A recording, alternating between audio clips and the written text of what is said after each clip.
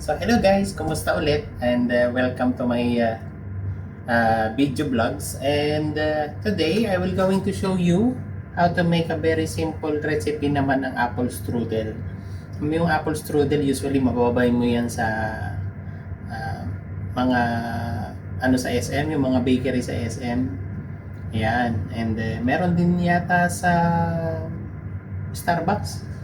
Yan. So napakadali lang niyang gawin. Actually, kahit sa bahay po, pwede mo siyang gawin. So, on this video, kagaya ng mga nauna kong video, I'll show you the very simple steps on how to make apple strudel. And kayang-kayang gawin dyan sa bahay using puff pastry. Yan. So, meron tayo ditong puff pastry. Yan. Puff pastry block. So, mabibili mo rin to sa SM, supermarkets, Walmart, sa mga supermarket, mabibili mo siya. Napakadali lang niyang gamitin. Yan. Para naman sa apple, para hindi kayo masyadong mamahalan, pwede kayong bumili ng mga apples na hindi naman masyadong maganda na merong nabibili sa palengke na mga apples na overripe or yung iba may konting damage, yung iba nga naihingi lang eh. So, mga 10 or 15 pieces lang naman, marami na kayong magagawa dyan. So, kaysa naman itapon, di ba masasayang lang. Kaysa naman bumili lang kayo ng apple na magandang klase talaga, medyo mamamahalan kayo. No? Pero kung good for family lang naman, pwede yung mga 10 pieces apples, okay na yun. So, here, yan, nagbalat na ako ng apple and hiniwa ko lang siya ng maninipis. Yan. Around 10 pieces ng ordinary size apple yung ginamit natin dyan. Kung meron kayong ganitong gadgaran dyan sa bahay, kung mapapansin nyo, meron siyang side na ganito. Yan. Ito ay panghiwa. Slide nyo lang yun ng slide yung apple ninyo and makakakuha na kayo ng ganitong klase ng mga slices ng apple. It's very good for making apple pies, apple strudel, yan, mga dessert na may apple, yan, madali siyang gawin. Kesa naman, hiwain mo siya ng mano-mano. Ayan, diba? Ito. And then, nung nahiwa na natin yung 10 pieces ng apple, lagyan natin siya ng sugar.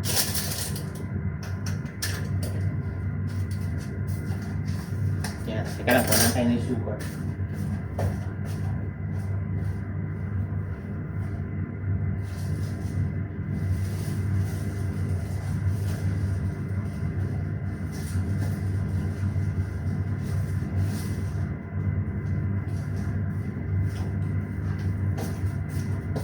Dahil matamis na yung apple, huwag masyadong madami yung sugar na ilagay natin. Pwede yung mga around 3 to 4 tablespoon of sugar. 2, 3, 4. O yan.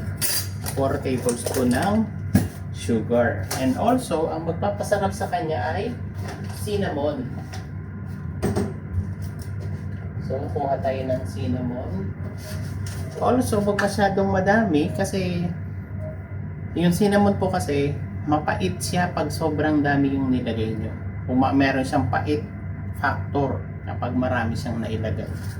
So, sa 10 apples, kailangan lang po natin dyan ng 1 teaspoon or kalahati nito. Yan. Yan lang po. Yan. So, lagyan lang po natin. Kaya po natin nilagyan na kagad siya ng sugar and cinnamon para po hindi mag-darken yung apple nyo. Kasi yung apple natin is mabilis siyang mag-darken kapag nahiwa mo na, nabalatan at nahiwa mo na. So, ayan. Meron na siyang cinnamon and sugar. Ayan. So, lagyan din natin siya ng raisins. Kung meron po kayong nuts, like walnuts especially, maganda rin po siyang ilagay dyan para merong konting bite ng crispiness yung inyong apple strudel. So, yan, nilagyan ko lang po siya ng raisins. Probably mga 3 tablespoon, ganyan. Or 1 cup, pwede na yung sa 10 apple. So, ayan.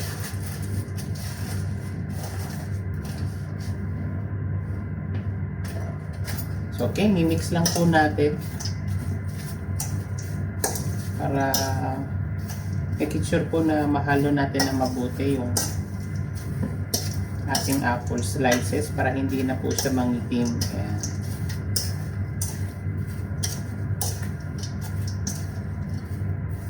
Pwede rin po kayong gumamit ng sugar syrup or honey.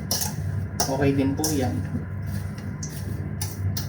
Pero sabi ko nga po, for more simpler recipe, para mas madaling gawin at po pwedeng gawin mo rin lang niya sa bahay, sugar okay na. Pwede na po yung sugar. So, ayan.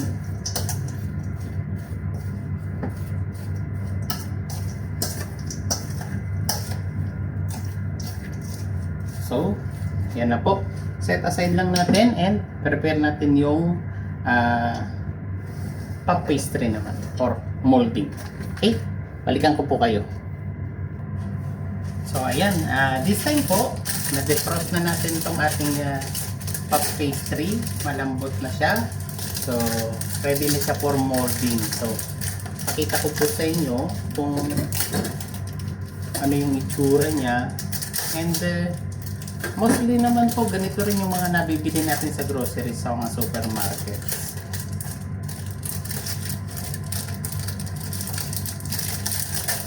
Yung iba po sa kanila is, yung iba, yung puff pastry is buo na.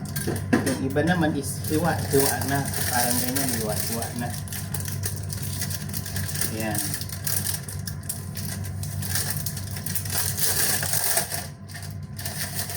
So, ilabas lang po natin siya. Okay.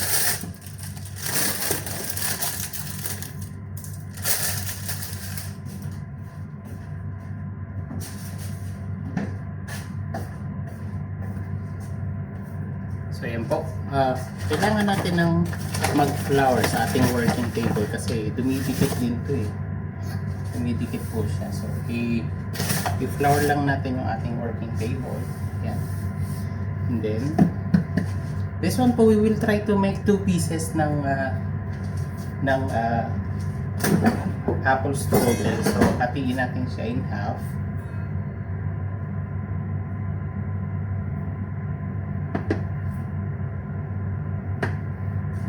Medyo matigas pa nga din po, pero okay na yan, pwede na yan. And then, we start to work on the dough. Flatten po natin siya.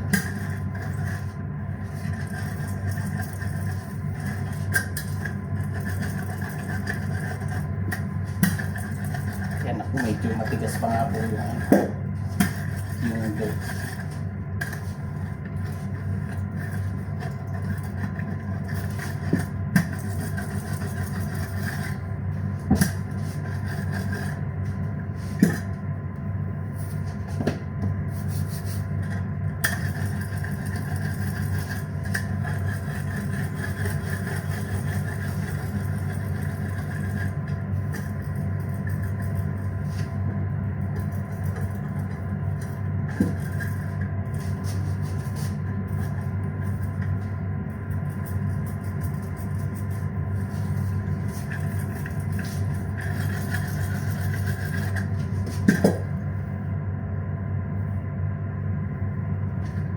Try muna po natin i-rest siya for few minutes kasi medyo matigas pa rin talaga siya.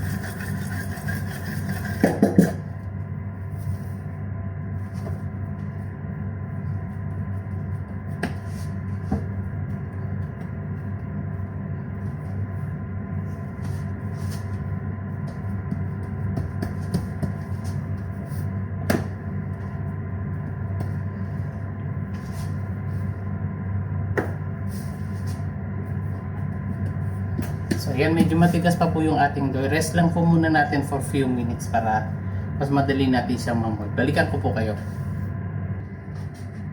So ayan, binalikan na po natin at medyo marambot na yung ating dough. Pwede na siya for flapping. So ayan, inano ko lang po ulit, finlat ko lang ulit siya. So as you can see, medyo malapad na siya. Pwede na natin siyang ihulma. Ayan. Huwag niyo pong kalilimutan na maglagay ng flour sa ilalim kasi po dumidikit po siya, may tendency po siyang dumikit. Ayan. Tapos para hindi na po mahirap mamaya pag traying ninyo, ihanda niyo na po yung tray na mayroong baking paper. Then ganito po yung paglipat niya. Yan. Yung rolling pin din po yung gagamitin nyo. Lagyan nyo lang ulit ng flour sa ibabaw para hindi dumikit. And then yung rolling pin po mismo yung gagamitin natin panlipat sa kanya. Yan. Ikot lang po natin siya. Ikot. Okay. So nakuha na natin siya ng buo. Lipat natin yun siya sa tray. This time, dito natin siya i-assemble. Para mamaya hindi na po natin siya ililipat ulit. Kasi po, mas mahirap maglipat kapag basa na siya. May tendency po na mapulit, magkapunit-punit na yung inyong puff pastry. Hindi na po maganda yung kalalabasan niya. So, ganyan po itsura niya. Ayan ha. Ganyan lang po siya kalapad. Makakagawa na po tayo dito ng isang batch ng apple strudel natin. So, ito, nandito na siya. At balikan po natin yung ating apple and cinnamon raisin mix na ginawa natin kanina. So, ayan po. Mapapansin nyo rin po na nagtubig siya sa ilalim. Huwag nyo na pong isasama yung tubig sa ilalim kasi po magbabasa yung inyong puff pastry. So, yung dry lang po. So, ayan, kunin lang po natin yung dry niya.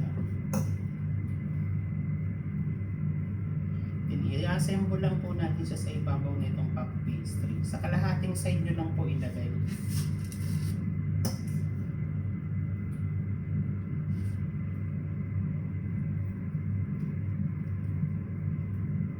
Ayan.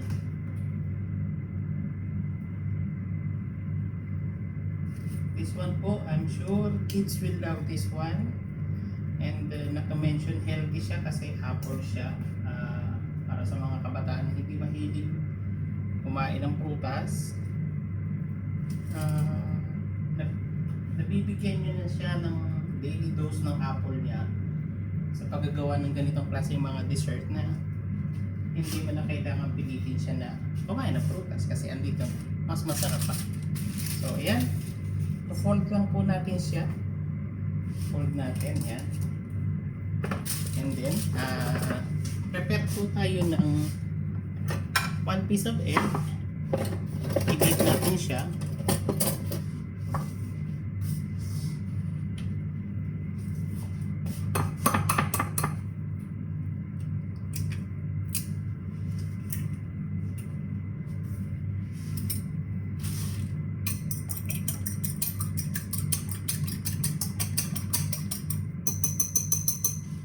Then yung gilid po niya, lagyan natin ng egg.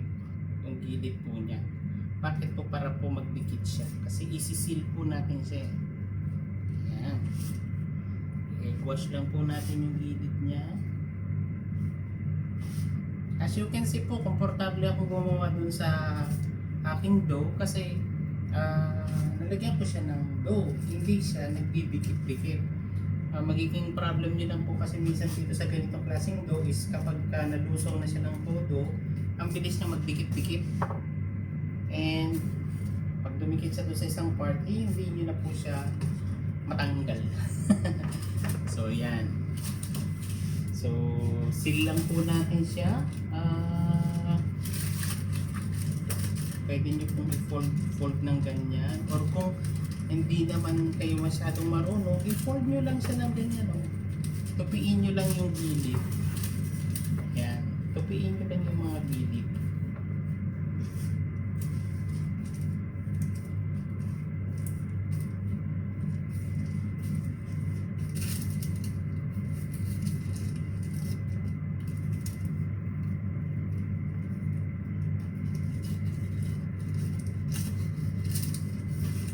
normally po talaga, minamano-mano ko siya na tupi na isa-isang ganon para mas maganda siyang tingnan. Pero for the sake of the first time bakers natin, yung mga nagpa-practice pa lang, ganito okay na. Tupiin nyo lang yung gilid, then press nyo ng tinidor. Press nyo ng tinidor yung mga gilid para mag-seal siya.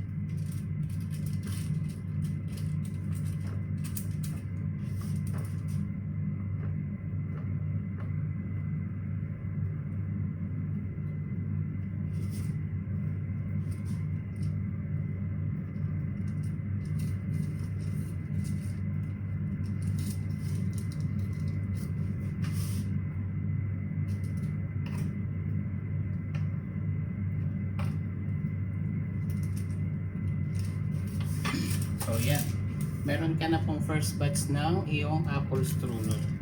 Gawin natin yung pangalawa. Yan po. Kagaya ulit kanina. Mag-dash ka muna ng flour sa iyong working table para hindi siya dumikit.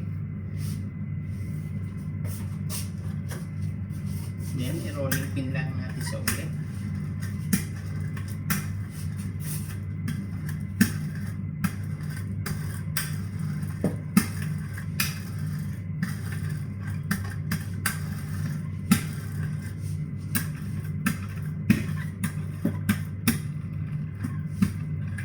Na-achieve nyo na po yung tamang haba niya, okay na yun.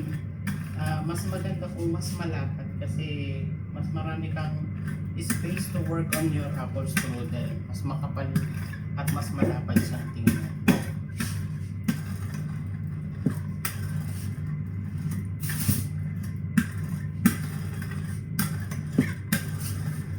Yan, achieve na po natin yung perfect size niya. So again, para hindi mahirap ang paglilipat ng ating apple strudel, kukunin natin ulit yung ating dough and na-assemble natin siya doon sa tray.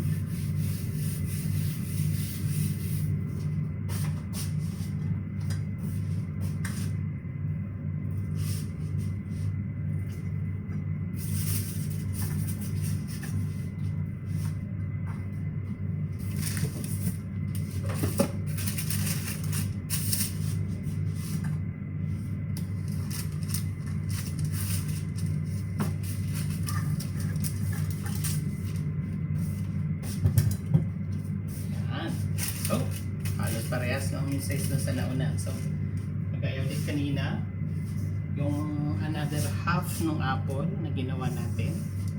Ayan. Kunin na po natin yung filling niya. Apple filling.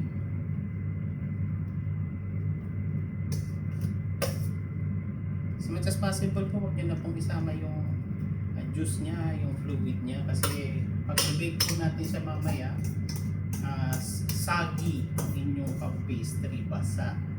Yung iba nga po niyan is dinidrain muna, dinidrain pa para hindi masyadong basa.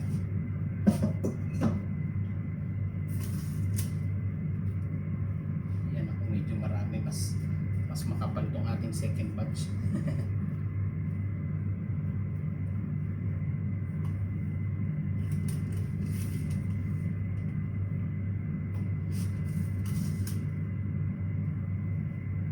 At this time po, make sure na nakaprepare na yung inyong oven.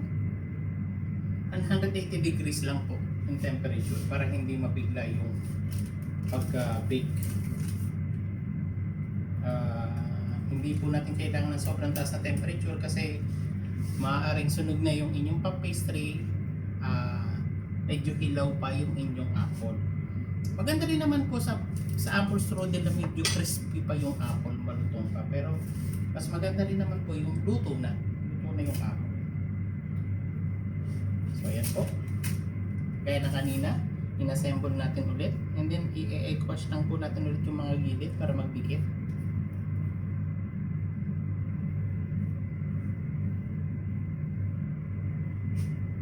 As you can see po, hindi na po ako nagdagdag ng pampatamis like additional sugar or additional na honey or caramel syrup. Hindi na po. Matamis na yung apple. and enough na po siya para mapatamis niya yung ating apple strudel. And some other guys din po kasi is ayaw yung masyadong matamis, especially those mga nag-iingat na sa sugar. So yan, kahit paano pwede niyo siyang bigyan, kapiraso lang. Iwas diabetes. So yan, natapi na po natin yung ating second. Gaya ulit kanina, tupiin lang po natin ulit yung mga sides yan.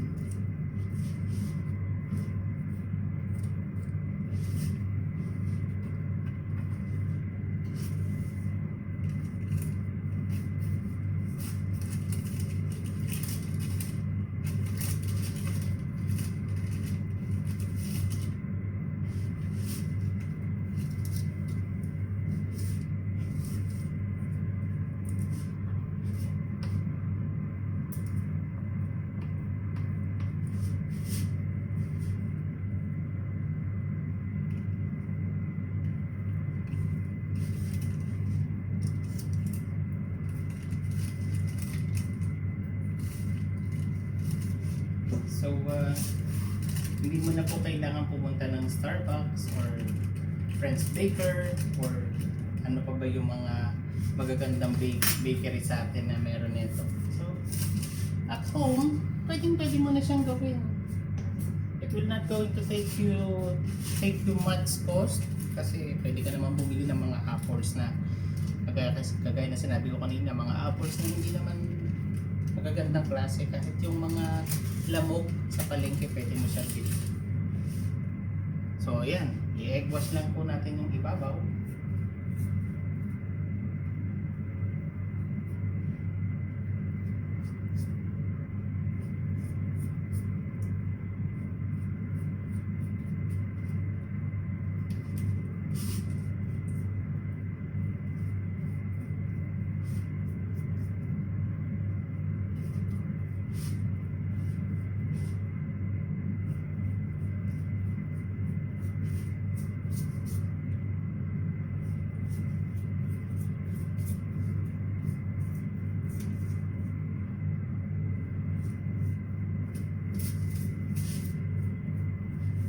Then, sprinkle lang po natin ng konting cinnamon. Konti lang din po. Para sa kulay lang. Para hindi siya masyadong plain.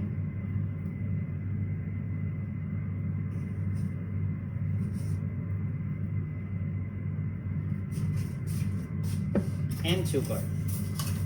Pala po, mas maganda kung gagamitin nyo is segunda na asukal. Ha? Mas maganda po yun. Brown or segunda na asukal, mas maganda po. Mas maganda yung kulay niya. So ayan, there you have it guys. Ready na po siya for baking. Salang po natin siya. Again, 180 degrees. I-bake lang po natin siya ng around 20 minutes. 15-20 minutes, or kapag nakita nyo po na nag-thicken na yung crust and nag-brown na yung ibabaw niya. And then also maaamoy nyo naman po siya na naluluto na siya. Huwag pong masyadong darken kasi may pait pagka nasunog. So ayan, salang po natin siya sa oven.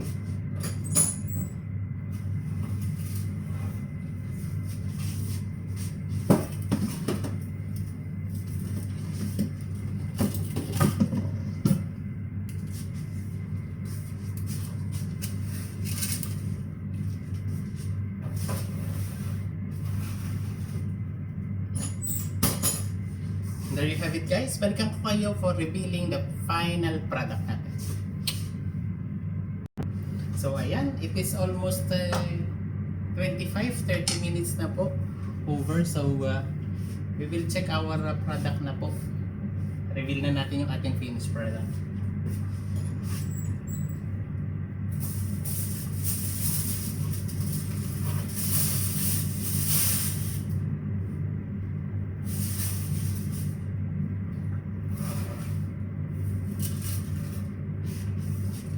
Tada! So there you have it guys. 2 big batch of apple strudel. Yan, kanina nakita natin medyo maliit pa siya, pero ngayon medyo malaki na siya. So, good for the whole family. May matitira pa kinabukasan. Kahit makakarating pa yan sa kapitbahay at sa mga marites na nakapaligid dyan sa inyo. So, there you have it guys. Napakadali lang natin ginawa nito. Parang wala pang kalahating oras nating pin-repair. Sobrang simple lang din ng mga ingredients na ginamit natin sa kanya. And sa bahay, kahit sa bahay, pwede natin siyang gawin. May enjoy na siya ng buong family. At hindi mo na kailangan pang pumunta ng Starbucks para lang makakain ng apple strudel. Masarap to kasama ng hot coffee or hot chocolate during rainy season. So yan. I hope you guys enjoyed the video and I hope na may napulot kayong konting kaalaman and basic cooking techniques na pwede natin gawin sa bahay. So, enjoy the rest of the day guys, and God bless to everyone and enjoy. Bye bye, see you on the next video.